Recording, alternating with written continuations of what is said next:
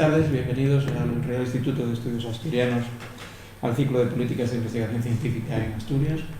En primer lugar, debo excusar la presencia del coordinador de las sesiones, el doctor Venancio Martínez, porque por compromisos sobrevenidos y totalmente irrenunciables, pues no está hoy aquí como desearía. Así que hoy tienen un punto exótico en la presentación, un arqueólogo, es decir, no creo que quepa casi distancia profesional mayor entre el ponente y quien va a hacer su presentación. En todo caso, hay una parte de discurso perfectamente compartido entre las disciplinas que aquí se tratan y a las que uno se dedica, y que forman parte de las palabras que Venancio, entre otras cosas, me pidió que les comentase, simplemente como justificación del título, ¿no? Reconocer que la ciencia y su método, la investigación, es una parte esencial de la cultura de los pueblos, es una cuestión de perogrullo. Y por lo tanto, que sea tratado en un instituto como este, cuyo objetivo es precisamente el tratamiento de la cultura, en este caso de nuestra región, pues me parece que necesite mucha justificación. Lo que sí parece que necesita muchísima más explicación es la necesidad de procurar esa cercanía entre la ciencia y sus métodos y la ciudadanía. Está claro que lo necesitamos. Sí. Está claro que lo necesitamos, con su ciudadanía y con sus medios de comunicación, que parecen vivir también al margen en muchas ocasiones de cualquier asunto que tufe a ciencia. La cuestión está en que justifica mucho más todavía la existencia de este ciclo. Por otro lado, queda también, como sabéis, grabado en las conferencias en formato de vídeo, de tal forma que resulta asequible. Lo que digas aquí quedará por la simplicidad esa parte, ¿no? Bueno, me pedía también Venancio que explicase el porqué del título, algo que me imagino que para todos los presentes es absolutamente necesario, ¿no? Una buena estructura de investigación procura siempre resultados y es rentable para la comunidad que lo sustente, es absolutamente indiscutible. Produce cambios importantes de orden tecnológico, de orden social, por lo tanto es un mecanismo de cambio fundamental, un mecanismo de progreso. En buena medida mide el desarrollo y la tensión de esa sociedad que lo soporta. Cómo se organiza ese mundo científico, cómo se obtienen sus fondos y procurar el interés porque la ciudadanía reivindique precisamente el apoyo que se necesita para poder mantenerlo en funcionamiento. Es una de las tareas esenciales que se propuso Venancio organizando este curso. Esperemos que tenga algún éxito en su función. Pues insistió en recordar que no hay posibilidad de ciencias aplicadas si no hay ningún tipo de ciencia que aplicar. Y esa es tarea estrictamente de aquellos que nos dedicamos al ámbito del conocimiento, sea una u otra disciplina. Supongo que la presentación, en este caso, sería más necesaria del presentador del ponente que del propio ponente, pero bien, el protocolo obliga. Así que hago una muy breve semblanza de una carrera larguísima, la del doctor Pablo Parrio Fernández, doctorado en Oviedo en 2007,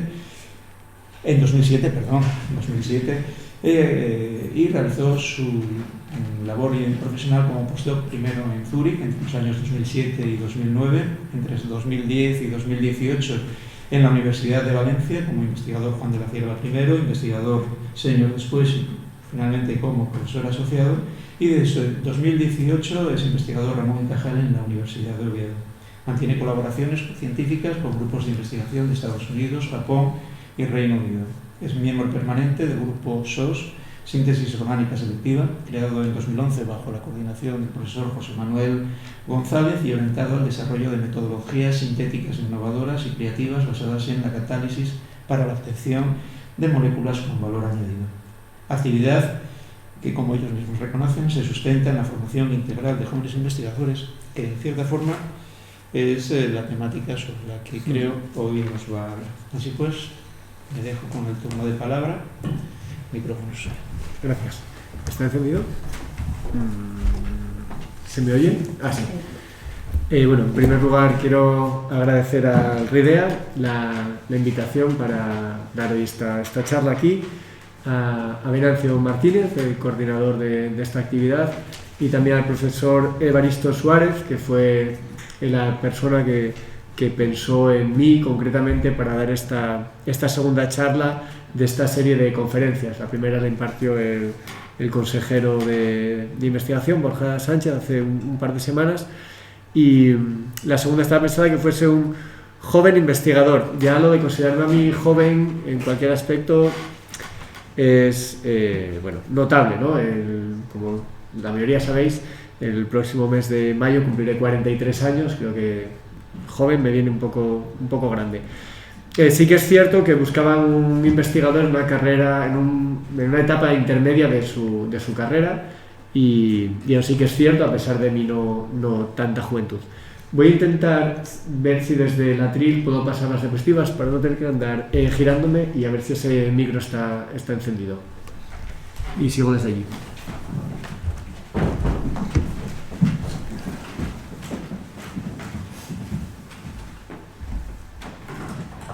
¿Está encendido?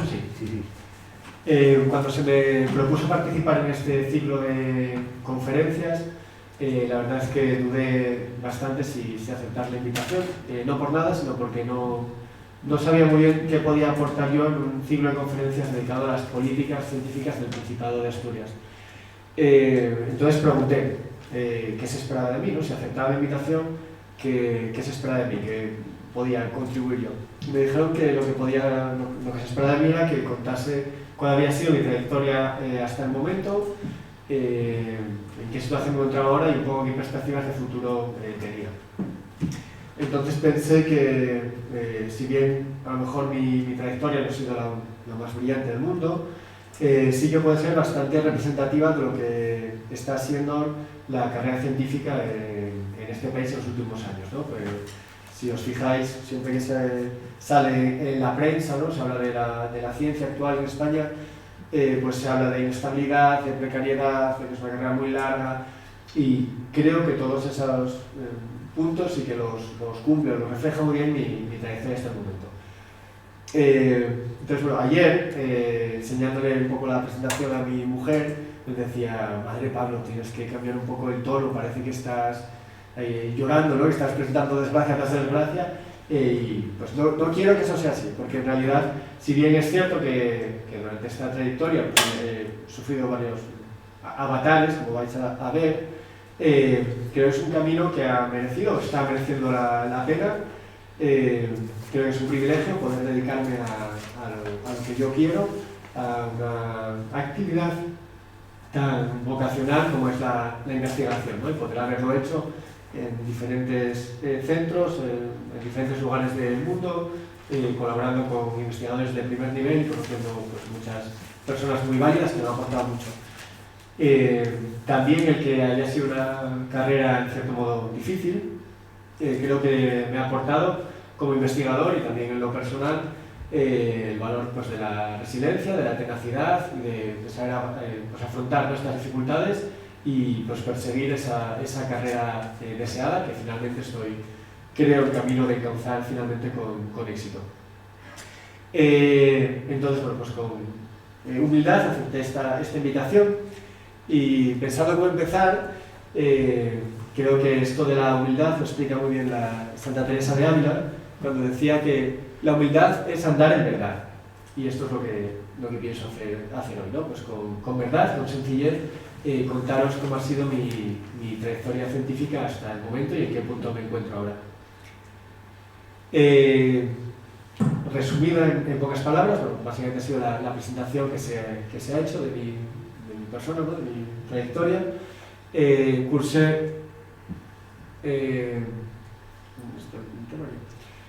Cursé la carrera de Químicas aquí en la Universidad de Oviedo entre los años 97 y 2001, y a continuación realicé mi tesis doctoral también en la Universidad de Oviedo.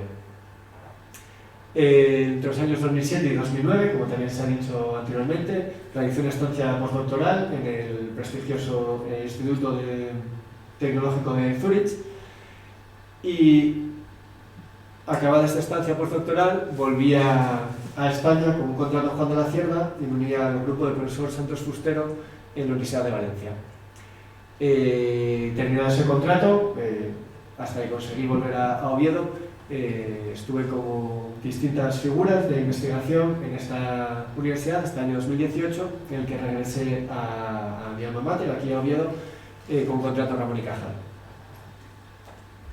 Como os decía, mi licenciatura la cursé en la Universidad de Oviedo y ya durante el último curso me interesé por las labores de investigación y obtuve una beca que se denomina beca de investigación, que permite a los estudiantes de último curso adentrarse en las tareas de investigación de uno de los grupos de investigación de la facultad. Concretamente yo me uní al grupo del fallecido profesor José Barluenga. Esa experiencia pues, me marcó de alguna manera, decidí que aquello era a lo que quería dedicarme, de modo que al acabar la licenciatura, en ese mismo grupo de investigación inicié mis estudios de doctorado. No voy a contar grandes cosas de química, porque creo que no es de lo que se esperaba de mí, simplemente decir que, mi tesis doctoral, aparte del profesor José Barluenga, fue también codirigida por los profesores Luis Ángel López y el ya retirado profesor Miguel Tomás.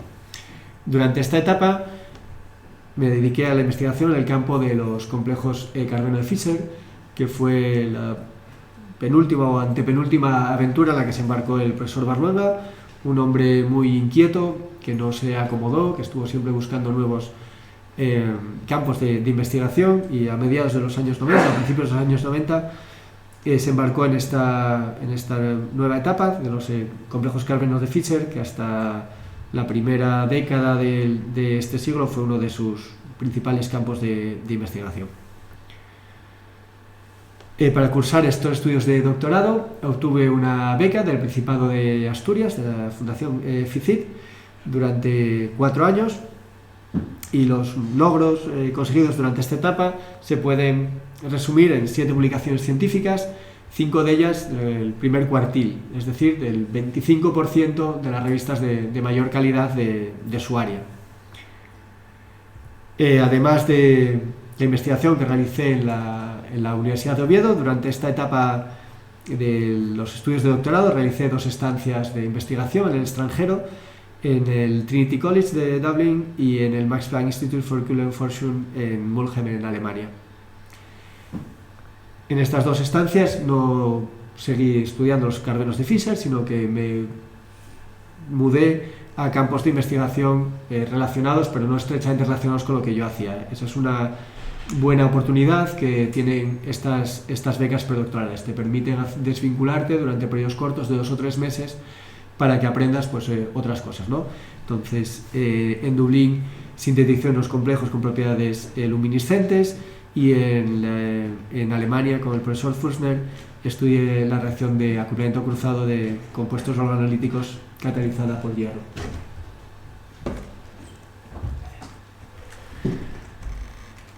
Finalmente, pues bueno, estas publicaciones, estas estancias, me valieron una beca postdoctoral concedida por el Ministerio en aquel momento de Educación y Ciencia.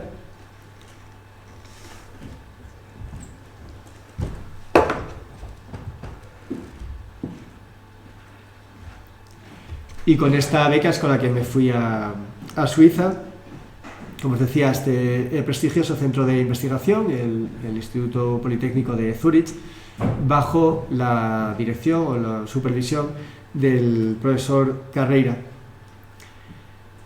Como os decía, obtuve esta beca del Ministerio de Educación y Ciencia de 2 años. Yo me pude ir un poquito antes y este profesor Carreira me financió la estancia durante los 2 primeros meses, de modo que en total fueron un poquito más de 2 años, fueron 2 años y 2 meses de estancia postdoctoral. Significativamente, aunque no tiene que ver, digamos, con mi carrera científica, pero creo que sí que es significativo, estando en Suiza nació mi primera hija, María, lo que sí que marcó un poco mi vida, obviamente, ¿no? Lo resalto aquí porque eso, pues no se puede desvincular, ¿no? Dentro de la carrera científica, las decisiones que uno va tomando, pues la vida personal y familiar también es muy importante. Seguramente el nacimiento de nuestra hija marcó más la trayectoria, la carrera de mi mujer, por motivos evidentes. En esta etapa trabajé en varios proyectos. El primero de ellos se trataba de sintetizar una segunda generación de ligandos dieno de tipo quiral, de los que el grupo de investigación había sintetizado este primero con gran éxito, que se comercializó o se sigue comercializando hoy en día. Sin embargo, este primer proyecto fue infructuoso y no conseguimos mejorar estos resultados. Algo similar ocurrió con este otro proyecto, en el que tomamos como punto de partida esta metodología descrita por el profesor Morris, y tratamos de desarrollar también un ligando de segunda generación para mejorar estos resultados. Tras un gran esfuerzo sintético, llegamos este fue el mejor ligando que sintetizamos de entre muchos. Sin embargo, los resultados que obtuvimos no fueron mejores a los descritos en la literatura, por lo cual este proyecto se abandonó también. Trabajé en otro número de proyectos que tampoco fueron fructíferos, y finalmente, en la última etapa de mi estancia en Zúrich, trabajé en la síntesis total de este producto natural, la microcina SF608. En la diapositiva pongo pues, hasta donde yo llegué hasta este intermedio relativamente avanzado de la síntesis, a partir del cual quedaban unos cuantos pasos para llegar al producto final.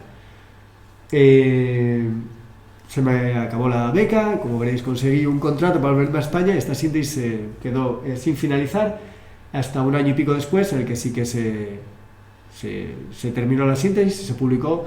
Sin embargo, el grupo consideró que mi aportación no había sido suficiente para considerarme coautor de esa publicación, de modo que terminé mi estancia postdoctoral con un mal rédito, digamos, de productividad. He de decir, sin embargo, que fue una etapa en la que aprendí muchísimo. Seguramente fue la etapa en la que más química he aprendido de mi vida, porque me rodeé de excelentes químicos y de un ambiente muy estimulante, ¿no? En el ETH hay conferencias casi todas las semanas, están muchos muy buenos profesores y los estudiantes son de un nivel altísimo. Sin embargo, a pesar de que esta etapa no fue muy fructífera, se me concedió un contrato Juan de la Cierda, también por parte del Ministerio. Estos contratos tenían la finalidad, pues precisamente de esto, ¿no? De que la gente que estaba fuera de España realizando investigación como investigadores postdoctorales puedan incorporarse al Sistema Nacional de Investigación con un contrato de 3 años. Ese contrato tiene unas salvaguardas, y es que no puedes volver a la universidad en la que has realizado la tesis doctoral a no ser que lleves más de 2 años desvinculado. Y en aquel momento, eso es en el momento en el que sale la convocatoria, llevaba 1 año y medio, me faltaban unos 6 meses, ¿no? Yo me había ido en junio y esta convocatoria salió en febrero. De modo que tuve que buscarme otro destino al que incorporarme con este contrato, y bueno, por diversos motivos que no vienen al caso, me uní al grupo del profesor Santos Fustero en Valencia. Este contrato duró 3 años, desde septiembre de 2009 hasta agosto de 2012, y en esta etapa nació mi segundo hijo, ¿no? Es cierto que este contrato me permitió pues reunificarme, ¿no? Volver a España con mi familia. Como os decía, la carrera de mi mujer pues había más o menos visto un poco truncada, la posibilidad de unirse conmigo con el Porto. Esto nos facilitó el poder seguir con nuestro proyecto familiar. Una vez terminado ese contrato, que me dio una cierta estabilidad de unos años, estuve contratado con diversas figuras durante los siguientes 6 años. Firmé un montón de contratos, del orden de 5 o 6, algunos más largos, de 1 año, algunos de 6 meses. Esta fue la etapa de mayor precariedad e inestabilidad en toda esta trayectoria. En cuanto a la química, unían los diversos subproyectos dentro del grupo del profesor Fustero. Hice algunas aportaciones en el campo de la síntesis asimétrica. Muchos de estos procesos interactuaban. Por ejemplo, este es un compuesto también organofluorado. También estos procesos tándem a su vez son asimétricos.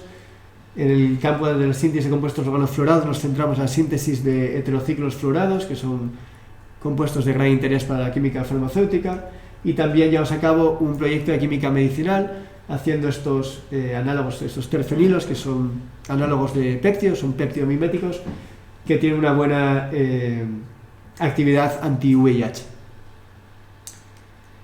Esta etapa, a pesar de que fue, como os decía, la más precaria, si queréis. Sin embargo, fue de una alta productividad científica, con hasta 32 publicaciones, y con la codirección de 5 tesis doctorales durante esos pues casi 9 años.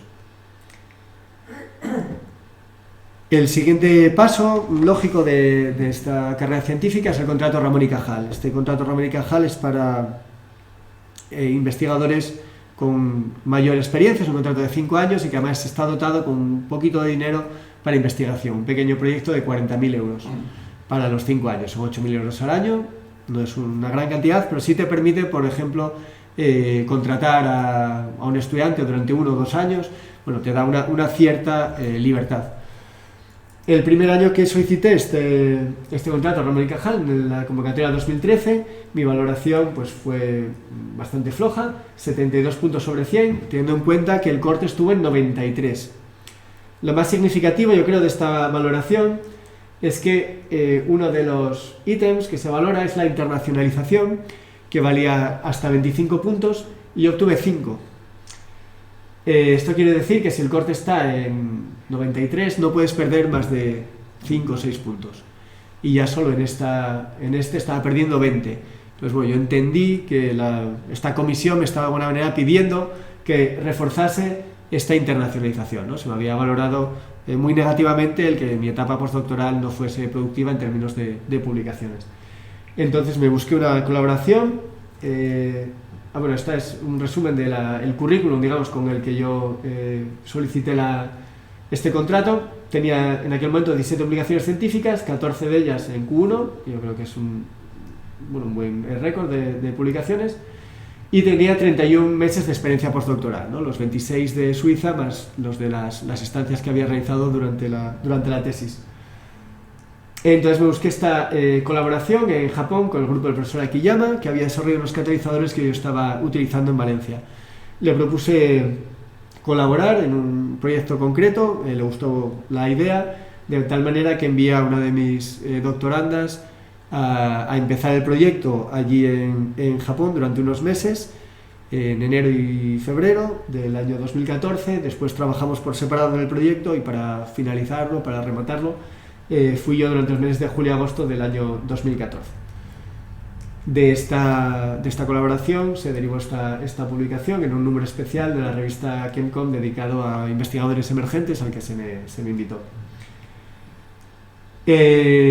Al año siguiente, con tan solo una publicación más y 2 meses más de experiencia postdoctoral, que sin embargo habían sido productivos, en la convocatoria de Ramón y Cajal se me valoró mucho mejor, ¿no? Tuve 92 puntos y significativamente también 17 en este apartado de internacionalización, de modo que yo entendí que el comité pues había valorado mi esfuerzo, ¿no?, de realizar una nueva etapa postdoctoral. Y de hecho ese año quedé, creo que el segundo de la reserva. Entonces dije, bueno, estoy haciendo las cosas bien, voy por buen camino. Y al año siguiente, yo esta valoración la supe estando ya de estancia. Yo había decidido, ¿no?, realizar ese esfuerzo, sobre todo personal y familiar, de hacer sucesivas estancias postdoctorales. Y estando en Los Ángeles, que al año siguiente estuve 4 meses en Estados Unidos, 2 en Los Ángeles y 2 en Louisville, Kentucky, en los grupos de los profesores Ola y Pracas y Hammond, respectivamente, yo me enteré de esta valoración y dije, bueno, pues voy por buen camino, con esta nueva estancia de 4 meses, estando en la reserva, pues el año que viene parece que tengo posibilidades. De estas 2 estancias, además, se derivaron otras 2 nuevas publicaciones. Sin embargo, en la convocatoria de 2015, con ya 21 publicaciones y 37 meses de experiencia postdoctoral, 2 tesis doctorales codirigidas, mi evaluación empeoró, un poco inexplicablemente, ¿no? ¿Cómo puede un currículum mejor obtener una valoración peor? Entonces, bueno, pues me quedé un poco descolocado, ¿no? ¿Cómo es esto posible? De nuevo, claro, estoy hablando de la convocatoria 2015, pero yo de esta valoración me enteré en 2016, en el que yo, bueno, pensando estaba bien encarrilado, había decidido parar mis sucesivas estancias postdoctorales. De tal modo que, bueno, en el año 2017 volví a retomar esta actividad postdoctoral y volví al grupo del profesor J.B. Hammond en la Universidad de Louisville, en Kentucky, con el que manteníamos una estrecha colaboración desde Valencia. Y finalmente, en este cuarto intento, en la convocatoria 2016, sí que obtuve una muy buena valoración, prácticamente total, ¿no? Perdí aquí unos menos de 2 puntos en la internacionalización y quedé pues, por encima del corte, que este año fue ajustadísimo además, 97,6, prácticamente no podías perder más de esos 2 puntos. Esto por una parte, ¿no? Aquí digamos que la parte puramente científica la iba logrando, ¿no? Conseguí ese contrato Ramón y Cajal, que en principio es el último paso, el último escollo, es la entrada, digamos, más segura hacia la estabilización en el sistema público de investigación. Sin embargo, como habéis visto, yo toda esta carrera la he ido desarrollando en la universidad, y la universidad a su vez te pide algunos requisitos, ¿no? Este es el resumen del currículum con el que finalmente se me concedió el contrato en Ramón y Cajal. Este año 2016 fue muy productivo y llegué a sumar hasta 28 publicaciones, su mayoría del primer cuartil, y juntado 39 meses de experiencia postdoctoral y una tesis doctoral más dirigida. Como os decía, por otra parte, aparte de esto que es puramente, digamos, científico, la universidad también pide unos requisitos, también en la parte docente, y hay que superar una serie de acreditaciones. En primer lugar, vaya por Dios, en el año 2013 obtuve una primera acreditación para las figuras de profesor ayudante doctor y profesor contratado doctor. Estas son figuras que no son permanentes. En el año 2015 opté por primera vez a la acreditación a profesor titular y obtuve una valoración muy buena de mi actividad investigadora. Esta se puntuaba sobre 50 puntos, la docente y profesional hasta 40 y 5 y 5. Y como veis, la actividad docente pues, fue valorada bastante mal, ¿no? Llama la atención que uno de los evaluadores la califica como muy buena y la considera de alto nivel, y el otro lo que me sugiere es un mayor número de asignaturas teóricas y que participe en programas oficiales de posgrado. Asesorado por el profesor Gregorio Asensio, que está en la Universidad de Valencia y que tiene mucha experiencia en este tipo de comités, me dijo que no veía razonable esta valoración cuando en los departamentos universitarios la docencia se escoge por rango y antigüedad. Es decir, yo en aquel momento era el último en escoger la docencia porque no tenía ningún rango ni ninguna antigüedad, de modo que realmente no escogía la docencia que daba, a mí se me asignaba la docencia que quedaba por impartir. De modo que yo hice esta reclamación diciendo que no se me podía. La posible ausencia de variedad en las materias a impartir no puede ser imputada a quien no tiene la posibilidad de elegir. Por otra parte, en las orientaciones para aplicar los criterios de evaluación de este programa de acreditación se dice que en el caso de trayectorias con dedicación prioritariamente dedicada a la investigación y con estancias postdoctorales largas en centros de reconocido prestigio, las comisiones pueden reducir la duración de la actividad docente exigida siempre que haya evidencias del interés del solicitante por estas actividades. Entonces, bueno, yo en la reclamación adjunté que había impartido, creo que el 95% de todas las horas posibles que podía haber dado, de manera que yo creo que se demostraba mi interés y mi trayectoria se enmarcaba en esto, ¿no? Como habéis visto, está prioritariamente dedicada a investigación y con estancias postdoctorales largas en centros de reconocido prestigio. Sin embargo, bueno, pues fue desestimada y no se me acreditó para profesor titular.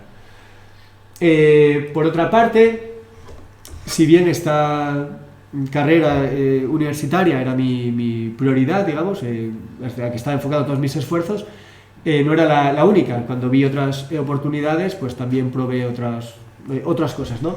Me presenté, por ejemplo, a esta plaza en el prestigioso Instituto de Investigación Química de Cataluña, una plaza para Group Leader Junior, que tampoco obtuve mi compañero Marcos García Suero, también de la Universidad de Oviedo, y también me presenté a una plaza de Assistant Professor en el Trinity College de Dublin, para la que pasé un primer corte, pasamos dos candidatos, que hicimos una entrevista. Yo en aquel momento me encontraba en Louisville, hice la entrevista telemática desde allí y bueno, finalmente se decidieron por el otro candidato. Quiero decir que hay más opciones, ¿no? Hay más vida que la Ramón y Cajal, hay más vida que la universidad, y yo estuve abierto a todas esas cosas. Sobre todo, según iban pasando los años, pues te vas poniendo un poco nervioso, ¿no? Vas viendo que se te cierran algunas posibilidades, ¿no? Entonces hay que buscarse también alternativas. Mi último año en Valencia, antes de salir la resolución de Ramón y Cajal, apareció una plaza. La Universidad de Valencia ofertó una plaza de profesor ayudante doctor para el Departamento de Química Orgánica. Sin embargo, esta plaza tenía requerimiento lingüístico de valenciano. Había salido una orden de la Universidad de Valencia de ese mismo año en el que todas las plazas desde aquel año tenían ese requerimiento lingüístico. Siempre se valoró el valenciano, pero pasó a ser requisito. Es decir, si no acreditabas un nivel de valenciano C1, no podías ni siquiera presentarte a la plaza.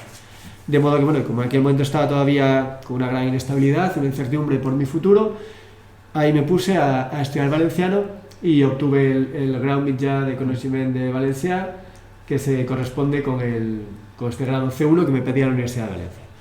Afortunadamente, ese año 2017 me concedió el contrato Ramón y Cajal y jamás he tenido que utilizar este requerimiento de valenciano, que bueno, me parece una traba más en una carrera que, como estáis viendo, pues no es precisamente un camino de rosas ni fácil, que lleva un montón de evaluaciones externas, un montón de... quiero decir, bueno, innecesario desde mi punto de vista. En el año 2018, en el mes de septiembre de 2018, me uní al grupo de síntesis orgánica selectiva, en aquel momento liderado por el profesor José Manuel González, de la Universidad de Oviedo. Durante estos 3 años mi investigación ha estado centrada en el uso de la catálisis de oro para la activación de enlaces carbono-hidrógeno difícilmente funcionalizables mediante otros métodos y que permiten acceder a una gran variedad de estructuras cíclicas y bicíclicas de gran prevalencia en productos naturales y otras moléculas de interés como fármacos. En estos 3 años y medio largos que llevo aquí en Oviedo, he obtenido 16 publicaciones científicas, 6 de ellas en el primer cuartil, y estoy dirigiendo una tesis doctoral actualmente en curso, está en su primera mitad todavía, llegando al Ecuador. Finalmente, en el año 2020, sí que en el segundo intento obtuve la acreditación para profesor titular, y hace apenas unos meses, en diciembre de 2021, obtuve la certificación I3. Esta certificación I3, antiguamente, o hasta hace unos años, se solicitaba los contratados Ramón y Cajal en su último año, tenemos que pasar una evaluación, y esa evaluación positiva te concedía esta certificación I3 que permite a las universidades contratar a esos Ramón y Cajal obteniendo una bonificación del ministerio. Les dan 100.000 euros por estabilizar a contratado Ramón y Cajal que tenga esta certificación I3. Es como un nuevo aval, ¿no? Es una nueva evaluación que dicen, vale, este hombre ha recibido un contrato Ramón y Cajal y lo ha aprovechado, ¿no? Convenientemente. Las universidades, por su parte, tienen la obligación de ofertar un 15% de todas las plazas que sacan a Ramón y Cajal con la certificación I3, y nosotros, digamos que... y ellos se benefician de que obtienen esos 100.000 euros por estabilizarlos. Pues con tan buena sincronización, que el pasado mes de febrero la Universidad de Oviedo sacó su oferta pública de empleo, incluyendo hasta 10 plazas de profesor titular para contratado Ramón y Cajal con certificación I3, como viene aquí en la norma, ¿no? Podrán presentar su candidatura contratados de programas de excelencia que estén en posesión de certificado I3 y con la acreditación correspondiente. De modo que dije, pues por fin, este largo camino, ¿no? Esta trayectoria pues tan accidentada, parece que llega a su fin, a un final feliz.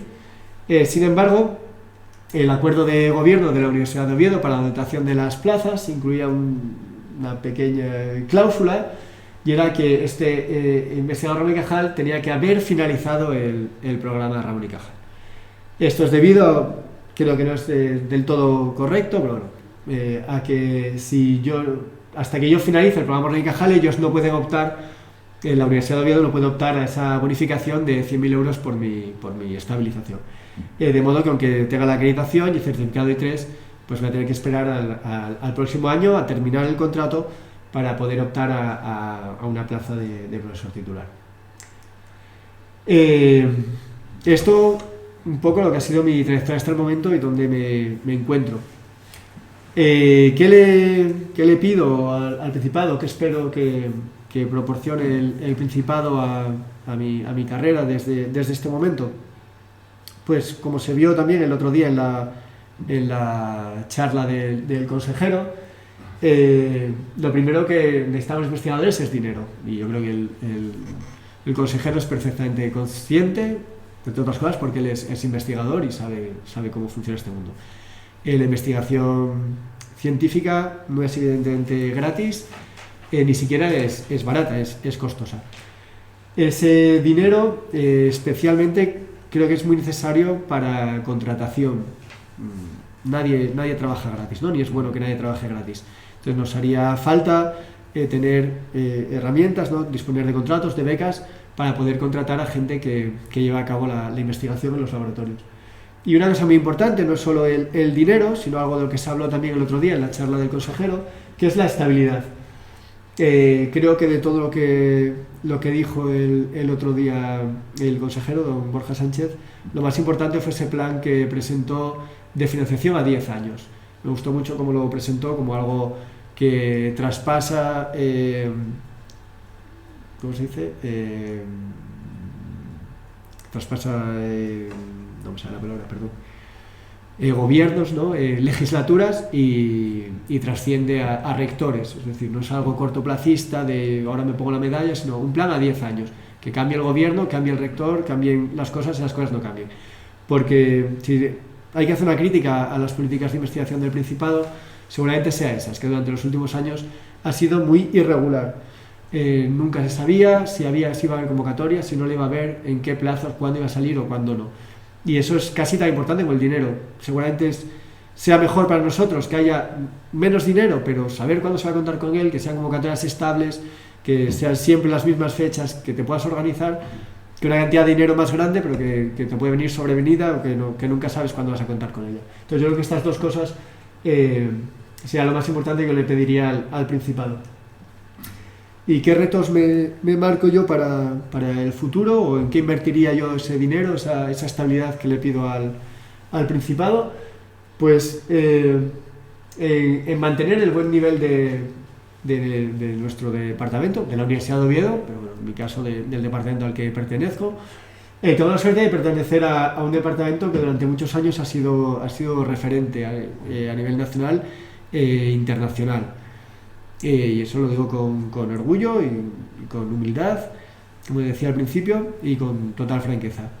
En buena parte eso es debido a la figura del profesor Barrueda, que en los años finales de los 70 y años 80 colocó a este departamento en una posición privilegiada, viniendo de una posición todo lo contrario, ¿no? muy baja.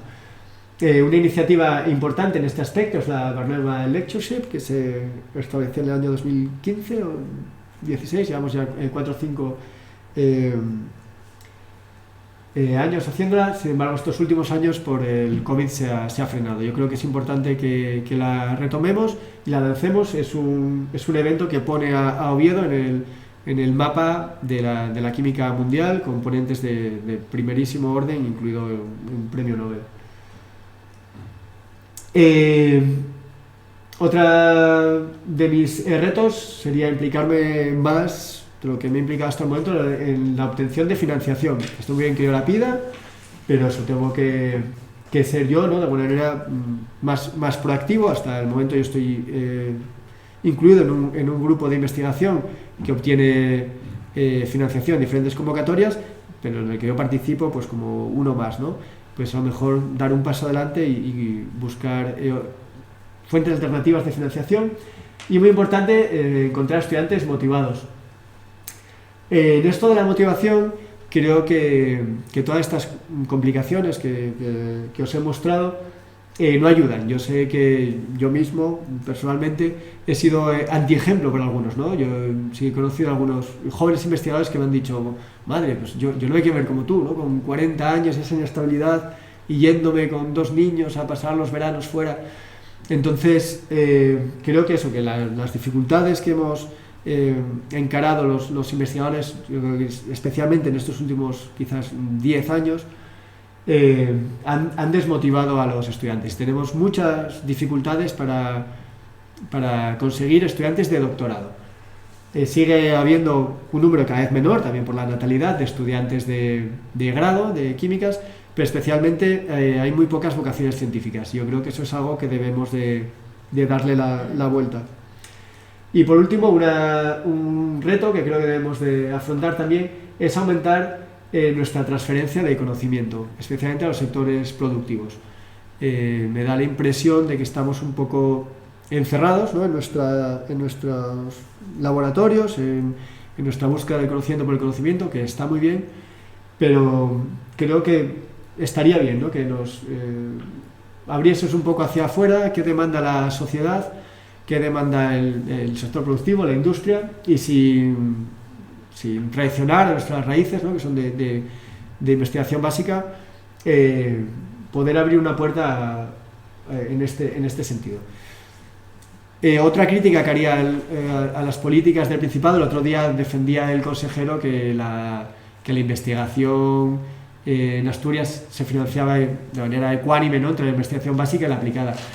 Yo creo que eso no es del todo cierto. Las últimas convocatorias, pues, por ejemplo, ¿no? nuestro grupo de investigación, yo creo que se le ha penalizado el ser un grupo de investigación básica, y yo creo que eso es un error. La investigación aplicada es muy importante, no hay que descuidarla, hay que promoverla, pero no puede haber investigación aplicada sin investigación básica, ¿no? Entonces yo creo que hay que llegar a un equilibrio ahí que se ha descuidado quizás un poquito, entonando el mea culpa, ¿no? de que es cierto que quizás también nosotros debamos de dar un paso en este sentido. Yo también creo que el Principado debe dar un paso hacia volver a financiar la investigación básica per se.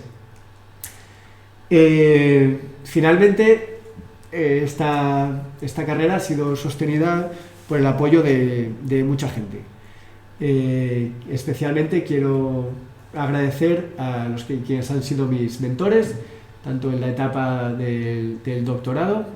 Yo creo que merece especial mención el profesor Barrueda, como en mi etapa postdoctoral, Eric Carreira, en la etapa más larga de todas ellas, que es la que se llevó a cabo en Valencia, con el profesor Santos Fustero, que me apoyó de una manera sin ningún tipo de límites, y también mi etapa actual en Oviedo, en el que también he sentido un apoyo incondicional por parte del profesor José Manuel González y de todo el grupo de investigación de síntesis orgánica selectiva de la Universidad de Oviedo.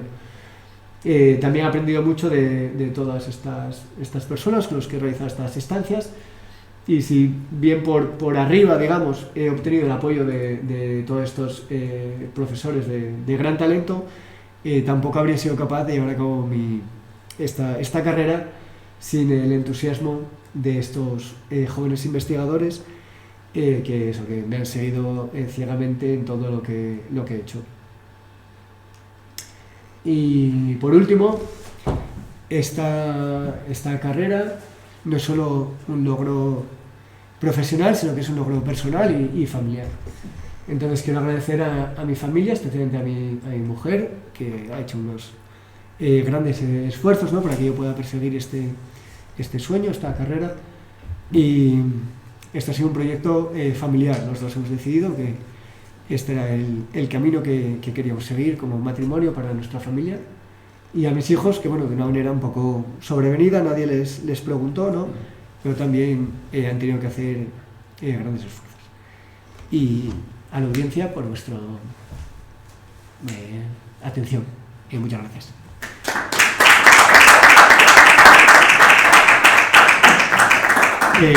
Como no, estoy abierto a cualquier pregunta que queráis hacer ahora o después en un ratito.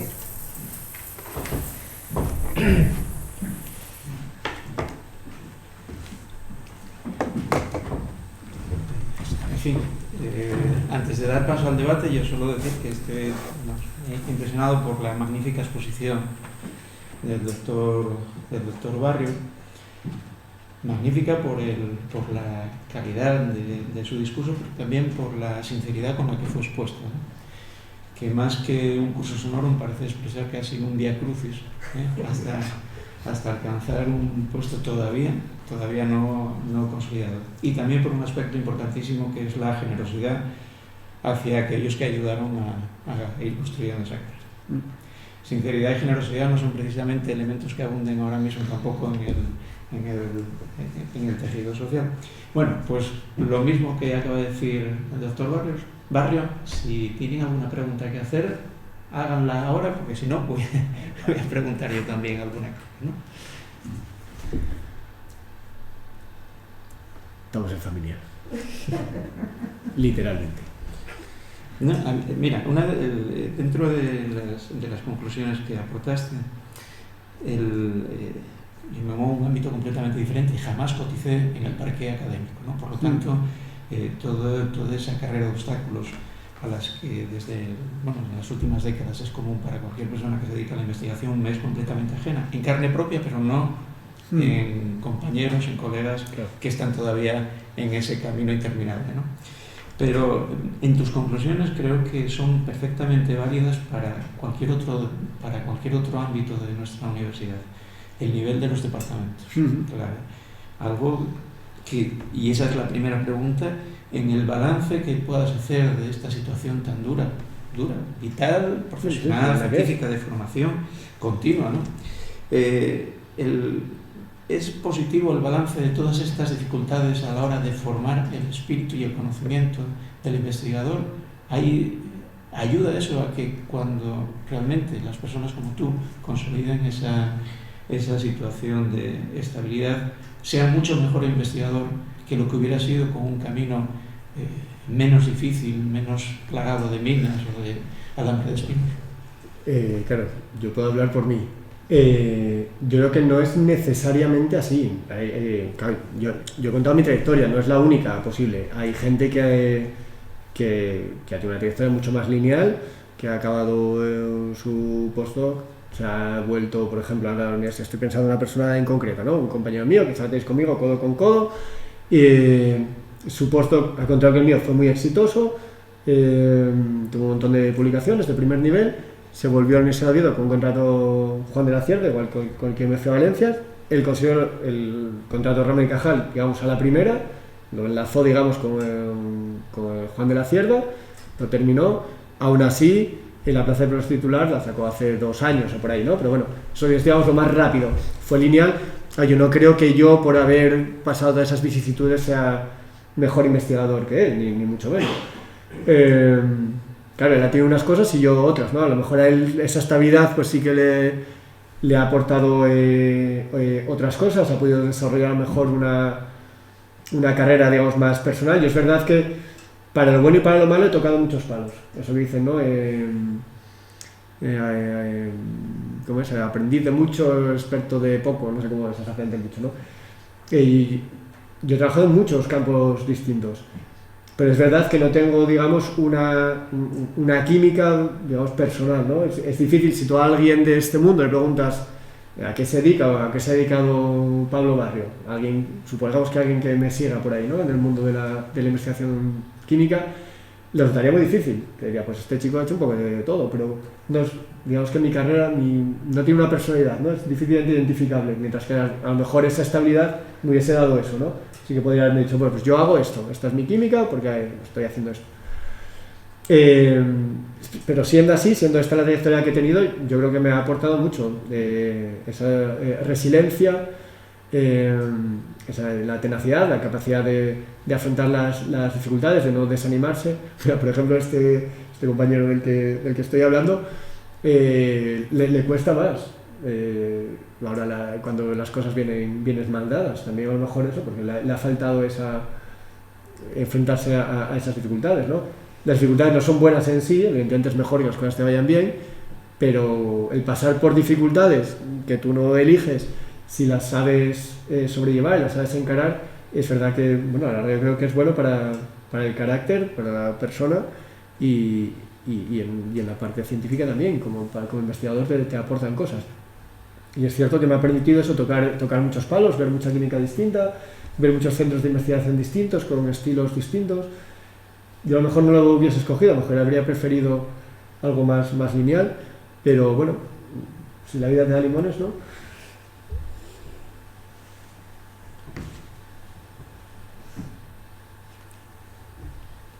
¿Alguna cuestión más? Bueno, yo no sería una cuestión, pero sí una observación.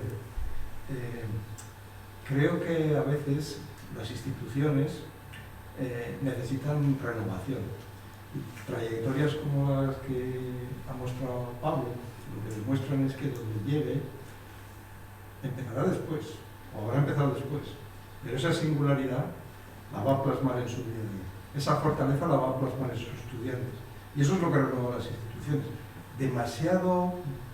A veces hay demasiada generación de conocimiento en la misma línea, las mismas personas, y nada es para siempre. Mientras que esas personas que llegan, que son más disruptivas, que han tenido que enfrentarse a otras cosas, son las que vuelven a impulsar las instituciones. Y en ese sentido, como persona perteneciente a la Universidad de Oviedo, creo que es muy importante contar con personas como él que pueden renovar instituciones, departamentos, en nuestro caso concreto, del que hablo, ¿no? Y creo que para nosotros es un verdadero activo. Sí, y además yo creo que lo expresó muy bien en sus conclusiones. Sí. Al hablar de la financiación, de la incentivación, del incentivo a los estudiantes o de estudiantes incentivados, ¿no? La transferencia de conocimiento y algo que, si me permites, también, bueno, pues yo creo que expresar seguramente mucho sin conocerte de nada, ¿no? Pero de la personalidad del investigador, ¿no? Y es, a pesar de no tener esa línea específica o, digamos, personal, hablas de la continuidad del legado de uno de los profesores, es decir, mantener la tradición, la creación de escuela, que yo creo, sinceramente, que es uno de los soportes de los departamentos, de las universidades, que por desgracia, como bien sabemos, también estamos en un mundo en el que no es precisamente la tendencia, ¿no? Y yo, por eso te digo que francamente me encantó la exposición y creo que no se puede tocar de forma más sintética y con más precisión una experiencia que están sufriendo hoy todos aquellos que se quieren dedicar a la investigación aquí, en este caso en Asturias, aunque me imagino que no es un caso muy diferente en el resto de eso, a pesar de todo, como decía al principio, yo creo que soy afortunado porque es cierto que no todo el mundo llega, no debido a su capacidad, o sea, más capaces, menos capaces, ahí no me meto. Pero el esfuerzo personal y familiar que conlleva, pues no todo el mundo está dispuesto a hacerlo y bueno, y la gente es muy libre, ¿no? Y en algún momento, si me llegase a salir una oportunidad, a lo mejor hubiese dejado todo esto y me hubiese dedicado a otra cosa, ¿no? Es una apuesta personal y que, claro, arrastras detrás de ti, porque es cierto que esto te llega en una etapa de la vida, por eso decía, ¿no? que la llegada de nuestra hija afectó más a la carrera de mi mujer. Yo eché de menos, se puedo decir, quizás aquí también la aportación de una mujer. Yo creo que a lo mejor este papel que he hecho yo de estadio intermedio hubiese sido a lo mejor todavía un poquito más significativo dicho por una mujer. Porque es cierto que, por ejemplo, en la investigación, en lo público no hay, por ejemplo, esa diferencia salarial o esas otras cosas que hay en otros ámbitos. Pero es verdad que la carrera de muchas mujeres en la ciencia se ve muy dificultada porque todo este periplo, pues yo lo llevo a cabo eso pues entre los 25 y los 40 años, ¿no? En la época, digamos, fértil. Para un hombre es difícil, yo me considero un padre implicado en la crianza y la educación de mis hijos, pero sin lugar a dudas para una mujer es más difícil, por mucho que todas estas convocatorias tienen en cuenta que si la mujer tiene un hijo se da un año más, ¿no? Por ejemplo, el contrato Roma y Cajal, tú lo puedes pedir en los 10 años siguientes a la obtención del grado de doctor. Si durante ese tiempo una mujer tiene un hijo, se dan 11, ¿no? Pero hagas lo que hagas, lo quieras, que no se penalice, es imposible que a una mujer no le penalice más. Entonces mucha gente se queda por el camino porque no es solo que sea difícil, que debes pasar muchas evaluaciones, que sea muy competitivo, sino es que conlleva también todo a tu alrededor, una cuestión personal, familiar, que tienes que tener muy claro que qué es lo que quieres y tener, por ejemplo, eso, pues una pareja que te apoye, verlo claro, ¿no? Entonces hay mucha gente que se queda por el camino, con lo cual yo, a pesar de que no sé si al final he sonado muy que estaba aquí llorando, ¿no? Contando aquí mis penas, No, en absoluto. pero yo me siento afortunado. O sea, es un camino que ha sido difícil, pero que creo que ha sido muy satisfactorio y lo está siendo. Ha sido un camino riquísimo. He conocido son muchos países, muchas personas de muchos ámbitos, he tenido la oportunidad de colaborar, de investigar en distintos campos. Entonces, bueno, ha sido muy, muy rico, pero está claro eso, que no todo el mundo a lo mejor se puede permitir un camino tan largo y tan difícil, porque en el mejor de los casos es largo. Entonces, bueno, en cuanto le metas un poquito de dificultades, pues se complica y se pierde gente muy, muy valiosa por el camino. Muy bien, pues si no tienen ningún otro comentario o observación, si no deseas comentar nada más, simplemente recordarles que el próximo jueves 28 de abril la ponencia será impartida por Abelardo Margolles sobre la visión de un investigador senior en Asturias. Muchísimas gracias por su presencia.